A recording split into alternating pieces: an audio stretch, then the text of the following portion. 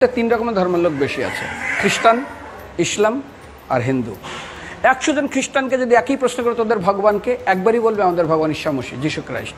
মুসলমানকে জিজ্ঞাসা করবে 3 থেকে 5 মানে মৃত্যুর আগে পর্যন্ত, যাকে এই তোদের ভগবানকে, একই উত্তর দেবে, ভাই আমাদের ভগবান হলো আল্লাহ। হিন্দুদেরকে যদি একই প্রশ্ন করা হয়, ভাই তোদের ভগবানকে, কনফিউজ। 100% হিন্দু 100% কনফিউজ, জানে না ভগবানকে। দ্বিতীয়ত, যদি তুমি মুসলমানকে জিজ্ঞাসা হয় তোরা মসজিদে কেন যাচ্ছিস, ওদের শেখানো হয় মসজিদে যেতে হবে নামাজ আদায় করার জন্য। সপ্তাহে ওরা 100% একদিন মসজিদে যাবেই। তুমি যদি খ্রিস্টানদের জিজ্ঞাসা করো তোমরা কেন কোথায় যাবে, কোথায় যাও না, আমাদেরকে একদিন তারা চার্চে যাবেই। কেন? ঈশ্বরে প্রার্থনা করার জন্য। ওদের শেখানো হয় জন্মের থেকে, এটা সংস্কার। আর হিন্দুদের যদি জিজ্ঞাসা করে তোমরা মন্দিরে কেন যাচ্ছ, হ্যাঁ আমার ছেলের বিয়ে হচ্ছে না, আমার মেয়ের বাচ্চা হচ্ছে না, আমার বাবা হসপিটালে আছে, কালকের আমার মামলার ডেট আছে, আমার ব্যবসা খুব খারাপ, আমার শরীর খুব খারাপ।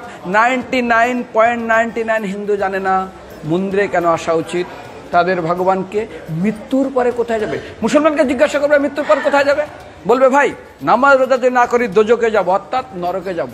যদি হিন্দুদেরকে জিজ্ঞাসা, ওদেরকে বলবে আর যদি করো নামাজ রোজা করি তাহলে বেহেশতে স্বর্গে যাব। যদি খ্রিস্টানদেরকে জিজ্ঞাসা করো, এই তোমরা যদি আমরা ঈশ্বর আরাধনা করি হেল অর্থাৎ নরকে যাব। যদি বলা হয় যদি করো ঈশ্বর আরাধনা তাহলে তোমরা হেভেন স্বর্গে যাব। আর হিন্দুদেরকে বলে যে তোমরা মরার পরেই 99% হিন্দু এটাই বলে, মিথ্যাই বলে, আমার বাবার সাজ্ঞানে স্বর্গে গিয়ে বসেছে। তোর বাবা কি জমি কেনা আছে নাকি স্বর্গে? তোর বাবা জমি কেনা আছে যে তোর বাবা মরার পরে স্বর্গে গেছে, হোয়াটসঅ্যাপ করে দেখি এই যে অ্যাটাচ বাথরুম টয়লেট আমি একদম ভালোভাবে পৌঁছে গেছে, তোর বাবা স্বর্গে গেছে জানিস তুই? আরে মৃত্যুর আগে এত কষ্ট পায়, এত কিছু করে, মারার পরে আমার বাবা স্বর্গে গেছে।